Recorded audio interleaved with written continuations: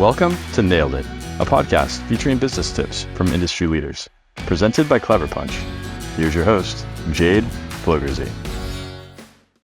right, on today's episode of Nailed It, business tips from industry experts, we're excited to welcome Matt Wier, a seasoned photographer with over 15 years of experience in interiors, architecture, and hospitality. He's based in Southern California, and Matt's journey began in the rural suburbs of Philadelphia, where the natural beauty of his surroundings sparked his passion for photography. After earning his BFA from Brooks Institute, he honed his skills working alongside top hospitality photographers on shoots for luxury brands worldwide. Today, Matt's portfolio boasts collaborations with renowned designers, builders, and architects, and he's known for blending creativity, technical precision, and thoughtful collaboration to deliver stunning, impactful images. Welcome to the show, Matt. Hi, Jade. Thanks for having me.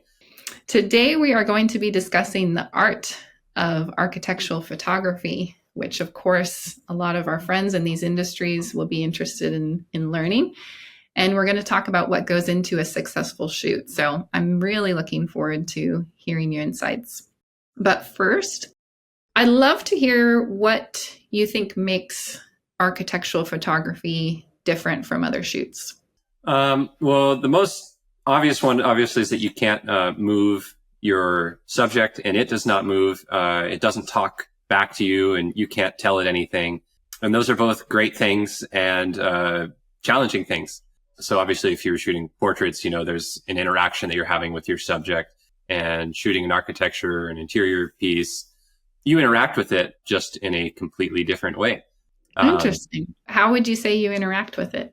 You interact with it by moving around it. Looking at it in all sorts of different ways. Staging and styling are a big part of it. You interact with it that way. You interact with it by watching how it changes through the day and how the light changes on it. Just to clarify one thing, when we talk about shooting architecture, I think we can include, we're shooting architecture, which might mean exteriors and interiors of a building.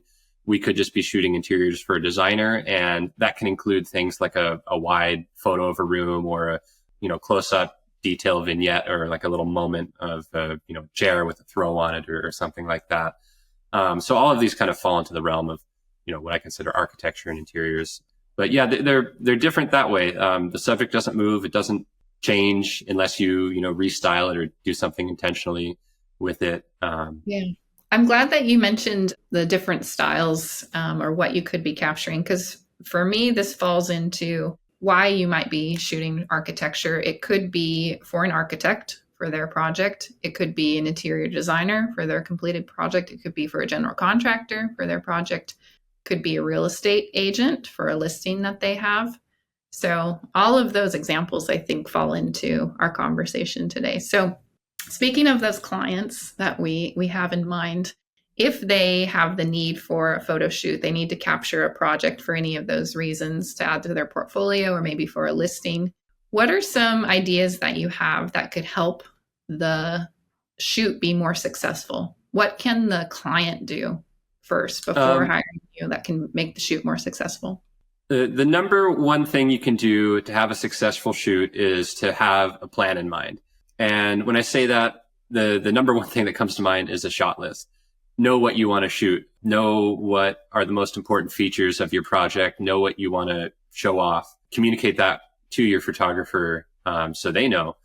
Another important thing is, what do you want these images to look like? Because, each photographer has their own style, but within that style, a photographer can capture things in different ways. And a good photographer can take their client's input and, implement that into how they shoot. A good way to do that is to just take some images that you like, whether they're from that photographer or just something you saw online, and say, I like this, this, and this, and share that with them.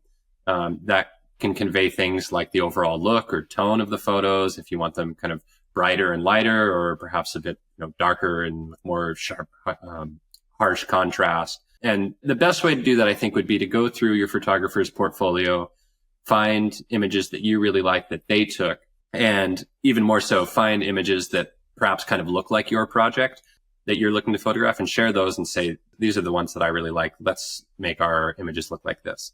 Mm-hmm. So start with a shot list. And if you have example images that you're after, that style that you're after, then share those too. What are your thoughts on how many images that a client wants to end up with? Is that part of the early on conversations? Yeah, that is definitely something that should be discussed. That will tie into the billing of the project. That'll tie into how much time the photographer wants to have for the project. It can help influence a plan for your shoot day.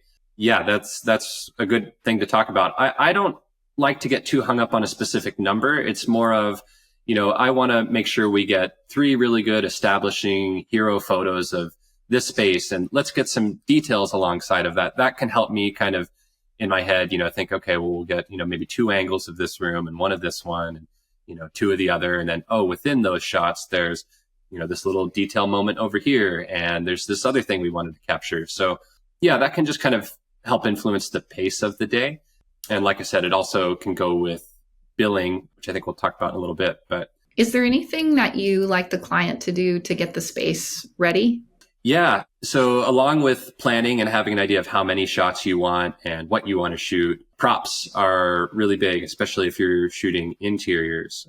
So have an idea of anything you might want to bring along. If you're a designer, you should have a really good idea of what's in, the house or whatever the project is that you've designed.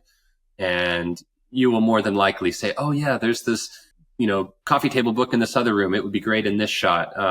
So know what's there, know what, resources are already on site that you can utilize, but bring things in. Florals can be great. I always like to go kind of small and simple with that sort of thing. You typically don't need much to add, a little something to a shot. A lot of times it can just be about filling a space that perhaps looks a little empty or bare. So yeah, props can be really good.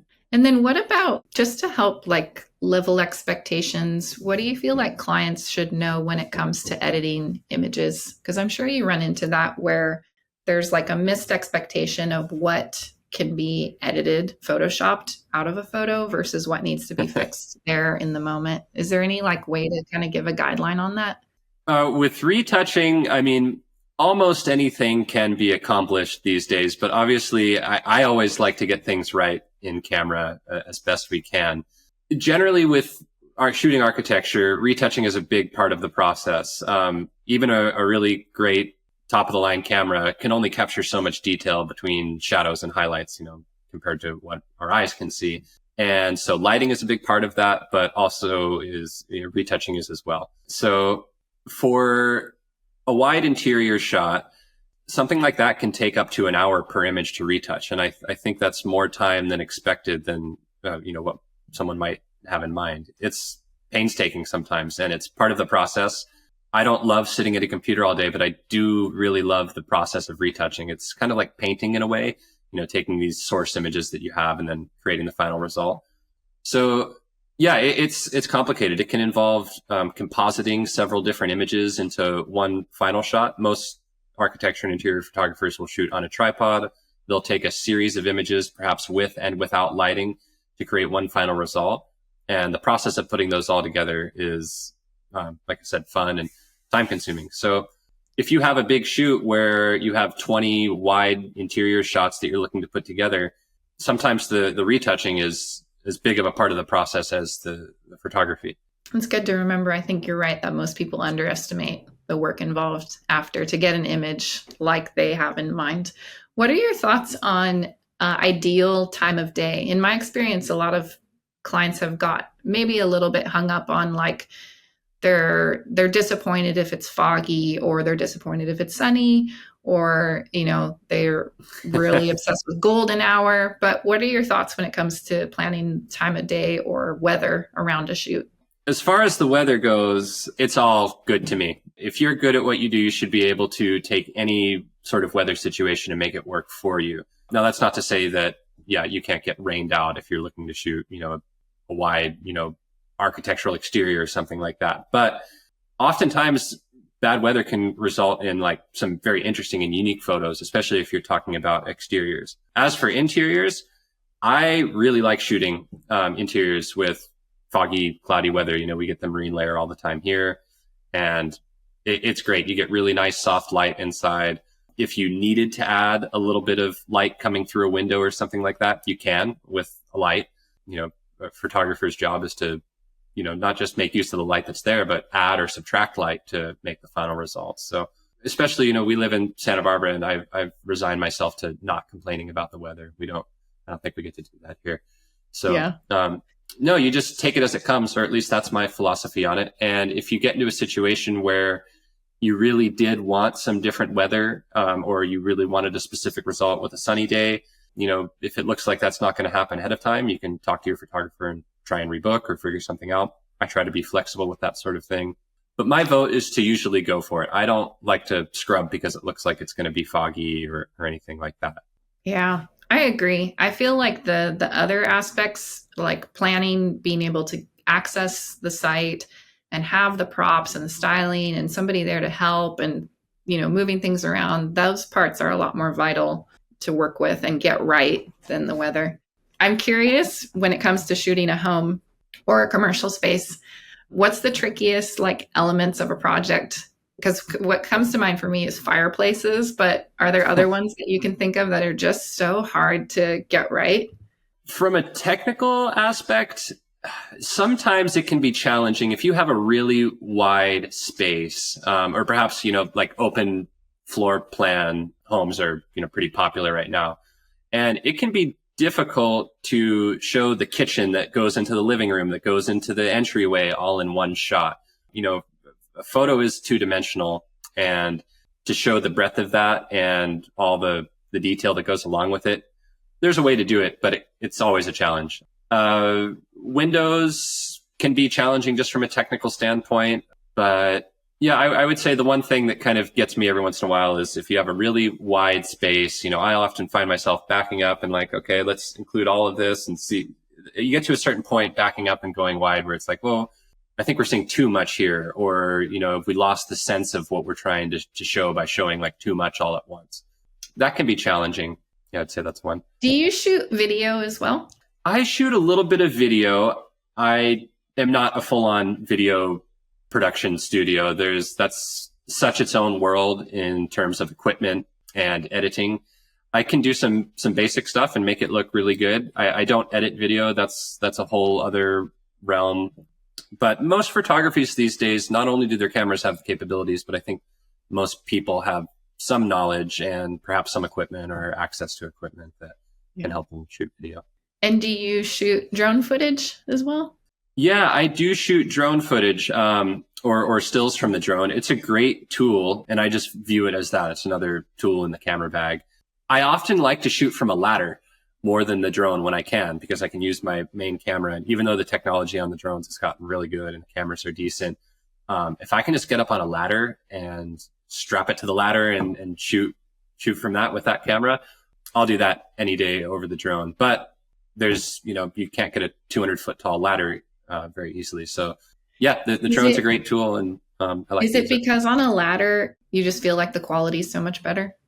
Yeah, the quality that you'll get from, or that most photographers will get from their primary camera, is going to be better than what the drone can do. The other challenge with the drone, as I mentioned, a photographer will often take multiple exposures with the camera on the tripod and layer them together. Even with the drone hovering perfectly stable, it's moving around a tiny bit. And so when you go to stack those layers on top of each other, they don't line up perfectly. And you can fix that to a certain extent.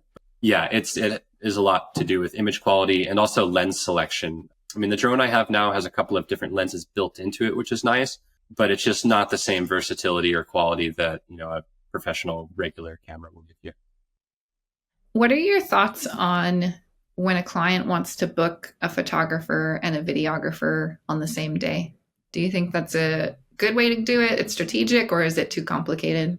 I don't encounter that too often. I have on a few real estate shoots, and it's never a big deal. You just have to definitely let everyone know ahead of time. It's fine if something comes up last minute, but it's nice to know ahead of time so that you can kind of think about that when you're planning your day, and also communicate, between the photo and the video team. Like, I'm going to be here, and, how about you shoot this area and I'll shoot this spot next. And yeah, you don't want to be in each other's shots. I think it's a little harder for the video crew.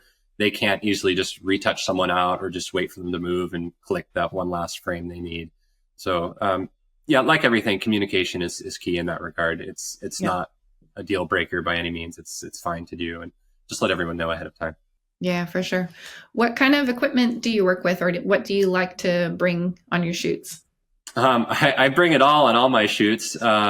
I shoot with Canon cameras. I also have a Fuji camera that's kind of like my walk around, like shoot some little details camera. But yeah, I'm Canon for the most part.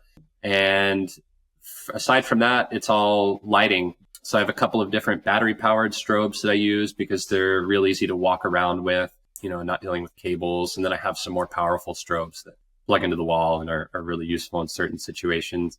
I've got a handful of grip equipment. I would say sometimes people ask me, like, if you could only have one or two pieces of equipment, what would you have? And the tripod is number one. And number two would either be like a reflector or a blackout curtain, because subtracting light with like a big black fabric cloth is often just as important as adding light, with a strobe or something like that. So yeah, I would say most important are those sorts of things. But yeah, it's what your brand you're using and all that. Those are much less important than, what you're able to do with them and how well you know them. And how much time does it typically take you to move from shot to shot? It depends on how detailed you want to be with staging. You can spend, particularly with like a hotel shoot, you'll spend 2 hours staging a hotel room sometimes. And that's with the camera in place. You have the angle chosen. That can take 30 minutes, between collaboration with the photographer and the client. And then most photographers will shoot with some sort of monitor or tethered to a laptop. And that really allows you to hone in and, look at each detail of the shot. And the time can really fly by when you're doing that. And sometimes it gets to a point of like diminishing returns. Maybe you've spent an hour setting up a shot and you're still like, well, should we have the lamp over here or 3 inches to the right? And it'll make a difference. But at a certain point, you kind of have to keep your schedule in mind and choose, how strongly you want to prioritize each shot. But, it can be anywhere from like 2 minutes for, oh, this looks really great right here, and let me just add this light and click, we've got it, to, multiple hours for a really wide shot. Yeah. Reason I asked that, I feel like in my experience, that's one of the most common, like, misaligned expectations that a client has, is they overly assume how much can be accomplished on a shoot. And even like in mid shoot, it'll be like, oh, why don't we just get this, real quick right here? Like, oh, you missed it. Oh, that was so cool. But it's like, in order to get the shot, like you said, it's like, how good do you want the shot to be? Because that is all going to play into how much time is set up with lighting equipment and just keeping everything perfectly. And if you're the client in this situation, if, by client, I mean, if you're the designer or the one hiring the photographer, that can be a little bit up to you. You just have to talk with your photographer and realize, like, oh, if we just do this extra room real quick, well, that might take an hour. And you can always try and be efficient when you're doing those sorts of things. But sometimes, you don't want to spend that hour for a shot that you maybe just kind of wanted. And now that you're there, you're like, oh, let's do it. When perhaps that time could be better spent for the hero dusk shot that you wanted to spend a lot of time, setting up and getting perhaps like some exterior furniture lined up really nice. There's only so much time in the day. And when it gets dark, it's dark and you're kind of done at that point. Some shots will work once it's totally dark, but you need at least a little bit of ambient, twilight for most dusk shots and interiors as well. So you just have to, be thrifty with your time and choose what's most valuable to you. Yeah, it goes back to what you said at the beginning. You have to have your priorities, and having that shot list and then prioritizing that shot list is going to help the day be more successful. What are your thoughts on having people or animals in your shoots? I love throwing dogs in photos. I've got a lot of photos where I've like tried to get a dog to go like lay on the floor. And if you already have a photo set up, like meaning everything's staged how you want it, camera set up, hooked up, all that. The way that I shoot, it's pretty quick to add someone into a shot. It's a matter of, having them walk into the spot that you want them and clicking an additional frame or two. And you can typically pretty easily offer 2 different versions of that shot, one with someone and one without.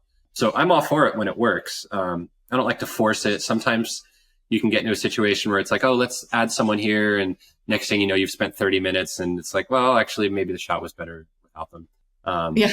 But when it works, I'm all for it. But again, it kind of goes back to just being, like thrifty with your time and making sure Yeah. you're not burning it on something that you don't truly want. Do you have much experience shooting pools?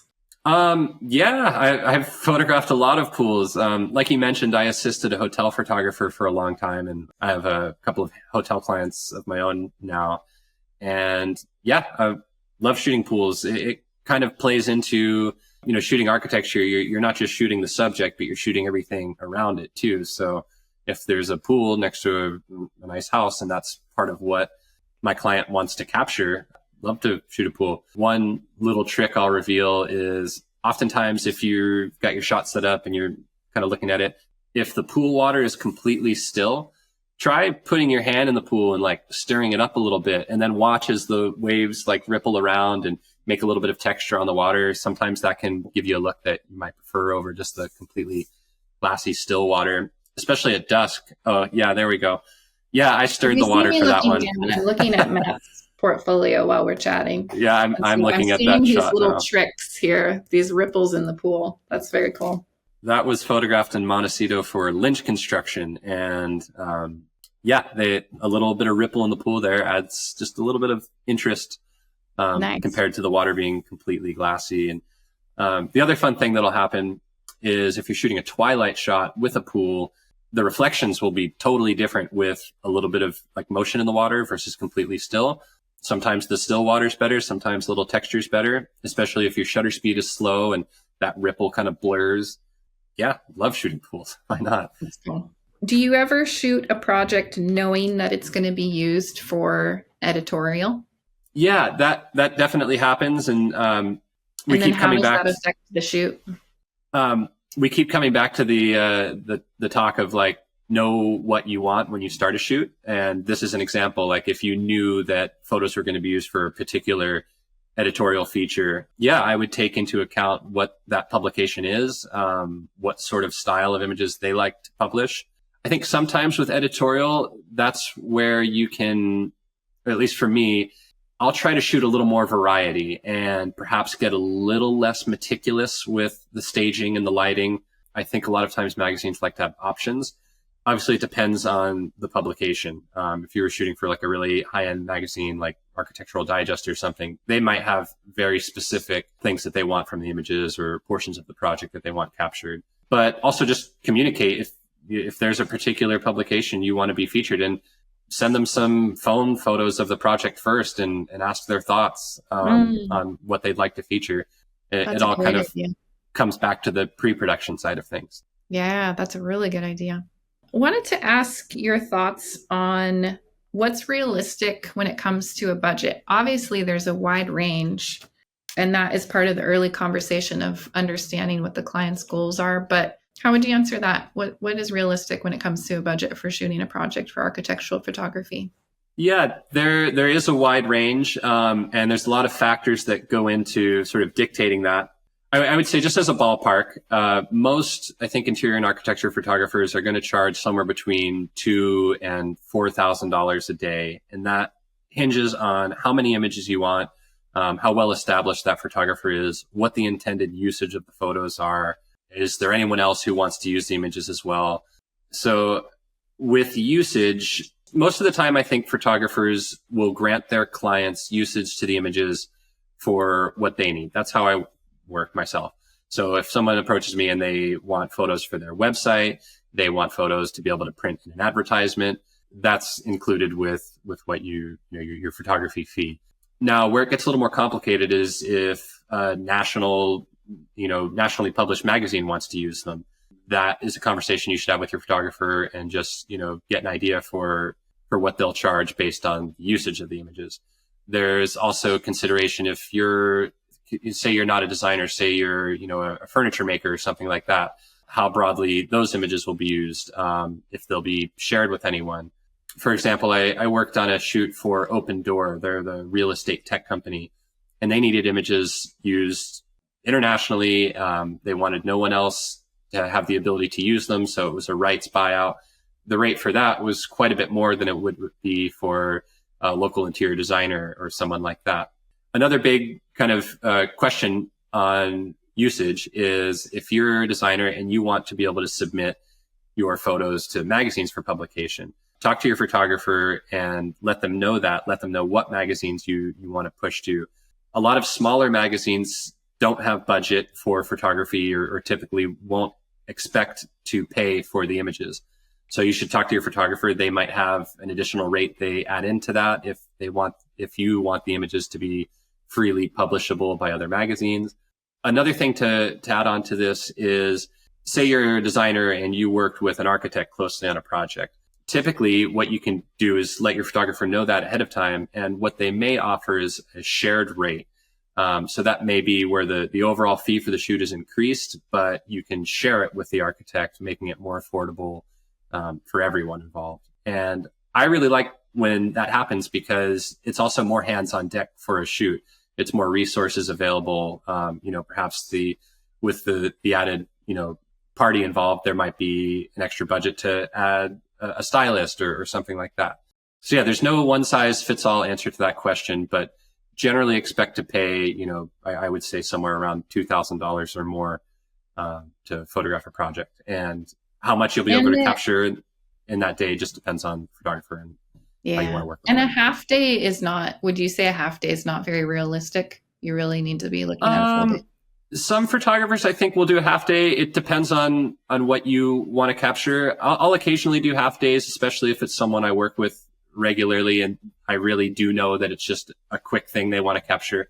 So it just depends on the photographer. I'm okay with it if it's a realistic expectation of what we'll be able to get in the day. Yeah. What comes to mind when you think of like some of your biggest accomplishments with where you've seen your photos end up? Is there anything that comes to mind that was like a placement that where you just felt like such a great milestone in your career? Honestly, I've had my photos in a lot of different places, but I think what first comes to mind is when I was in high school and I had taken some pictures. There was like this local racing event in a parking lot of a mall, and it was a Porsche club thing. And like I said, I grew up in Philadelphia, and I had snapped some photos of this, like cars racing around an auto rally thing. And I sent the photos to the Philadelphia Inquirer, and my dad, like 2 days later, a coworker of his was like, "Look, this is your son's photo on the front of the sports section." I know that might sound a little silly, but that was like a really big deal. I would say it's still exciting to see my photos in print, like love to see them in print. And I would say the prestige of the publication means a little less to me now. It's just, I like to see them in print. But the one that really comes to mind is that like first one. It's like, oh, wow, there's my picture that I took. Yeah. For and I'm a sure lot of people to see. You to keep going in your career. Yeah, that was exciting. Well, thank you so much for this conversation. It's been great to hear your feedback and for us to learn a bit more about what contributes to a successful shoot and how it really comes down to communication and expectations aligned.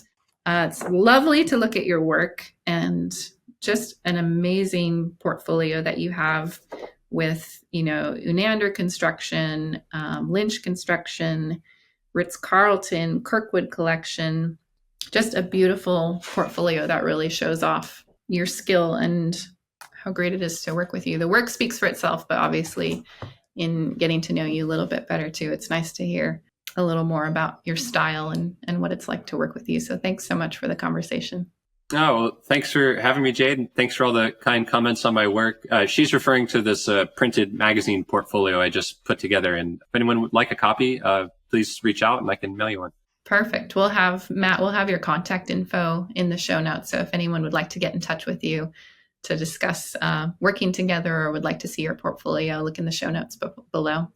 Thanks so much. Thanks, Jade. Thank you for listening to this episode of Nailed It, business tips from industry leaders, brought to you by Clever Punch. Nailed It is all about connecting with people, building relationships, and helping each other. If you're interested in connecting with any of the guests on our episodes, you can find their contact info in our show notes or on the podcast page at cleverpunchco.com. You can also email info@cleverpunchco.com with any questions or feedback. I'm your host, Jade Flogersy. Thank you for tuning in. We'll see you next time.